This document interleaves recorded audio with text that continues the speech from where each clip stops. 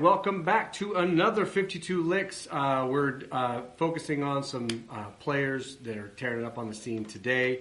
Last week we talked about the great Kendrick Scott. We're going to talk about another great one, Larnell Lewis, this week. I mentioned last week that Kendrick is not only a great drummer, but he's also a great composer. Well, the same thing for Larnell. He's this little clip is a tune he wrote. He's got a little 5/4 vamp. He's going to blow over some horn hits that he catches and kind of works his way around. Then he kind of gets into this cool little pitch bend thing that we're going to address now. Check out this lick.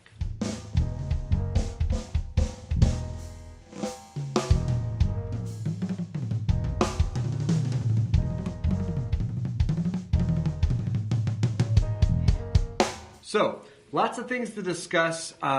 First, I'm just going to play the lick, and then we'll talk about some things that might help you execute the lick a little bit better. Now, he's playing it on a drum with a particular head that is kind of meant for this. I'm just doing it on my regular little setup here, my weird little floor tom here. But essentially, the lick is just...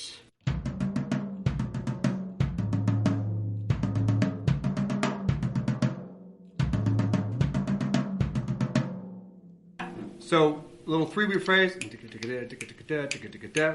So, he's doing some pitch bend, which we're going to get specifics, and also a little bit about the technique that might help you do that a little cleaner. So, the technique, let's start with that. So, it's obviously all right-handed except for the bass drum. I'll do it on the snare drum for a second.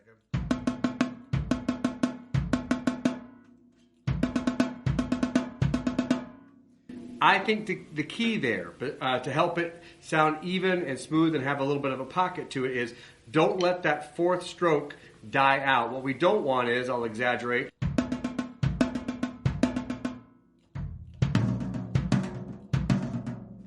we have to really push through to that fourth note. And the way I do that is I'm going to leave my hand open until the fourth stroke, and then I'm going to give it a nice pull-out accent, which I'll do here.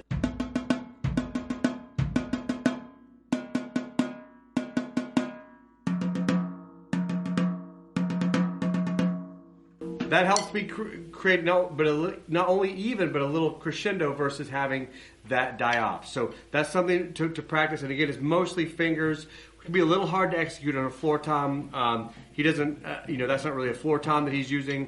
But obviously you can use this on any instrument, but it takes a little extra effort to get out of a floor tom. Last thing I want to mention about this is the actual pitch bend.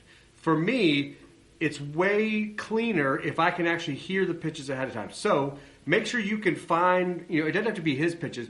Basically there's the open sound, there's a high pitch, and then there's kind of a medium pitch in between. So find those 3 notes on whatever drum you're going to use.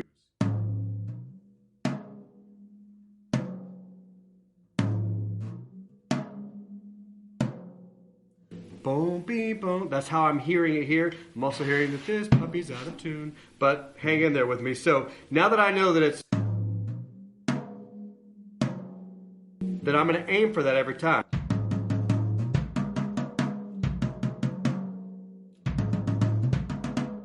Like that. You do the same thing on any drum.